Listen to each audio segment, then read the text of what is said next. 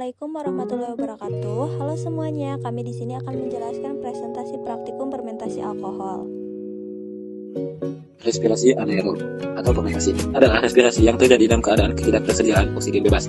Asam fenofat yang merupakan produk glikolisis jika dalam keadaan ketiadaan oksigen bebas akan diubah menjadi alkohol atau asam laktat. Fermentasi tidak harus selalu dalam keadaan anaerob. Beberapa jenis mikroorganisme mampu melakukan fermentasi dalam keadaan aerob.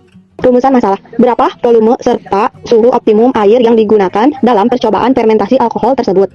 Berapa ukuran gula yang optimum dalam percobaan fermentasi alkohol tersebut? Apakah posisi gula dalam percobaan fermentasi alkohol tersebut? Berapa banyak ragi yang dibutuhkan dalam botol tersebut agar percobaan fermentasi alkohol tersebut sukses dilakukan? Apakah yang diharapkan terjadi dalam percobaan fermentasi alkohol tersebut? Jelaskan dengan alasannya. Tujuan dari penelitian ini adalah untuk mengetahui hasil dari peristiwa fermentasi alkohol. Manfaatnya, yang pertama, untuk meningkatkan pengetahuan tentang proses metabolisme anaerob dengan baik, dan yang kedua, untuk memahami fermentasi dengan baik dan tidak asal-asalan dalam pemberian ragi. Respirasi anaerob adalah proses pembebasan energi tanpa adanya oksigen. Gula adalah bahan yang umum dalam fermentasi. Beberapa contoh hasil fermentasi adalah etanol, asam laktat, dan hidrogen. Akan tetapi, beberapa komponen lain dapat juga dihasilkan dari fermentasi seperti asam butirat dan aseton. Ragi dikenal sebagai bahan yang umum digunakan dalam fermentasi untuk menghasilkan etanol. Respirasi aerob terjadi di sitoplasma. Contoh respirasi anaerob adalah fermentasi, yaitu fermentasi alkohol, fermentasi asam laktat, dan fermentasi asam atau cuka.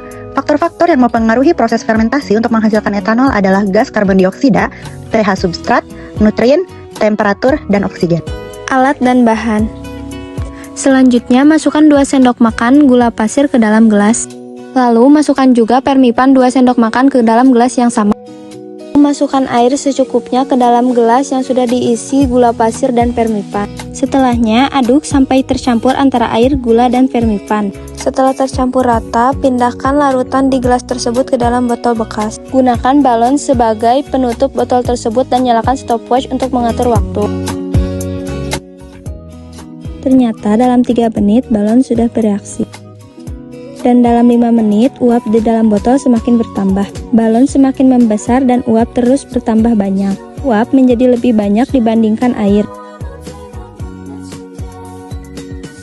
Dan setelah 8 menit, balon bereaksi lebih besar serta uap yang ada di dalam semakin bertambah banyak.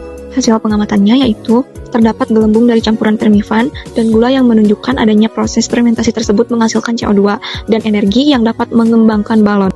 Kesimpulan, dari fermentasi ini dapat disimpulkan bahwa cepat atau lambatnya fermentasi dipengaruhi oleh banyaknya permipan. Dan pada saat fermentasi terjadi, pembentukan gas CO2 dan terjadi di keadaan anaerob, serta menghasilkan alkohol.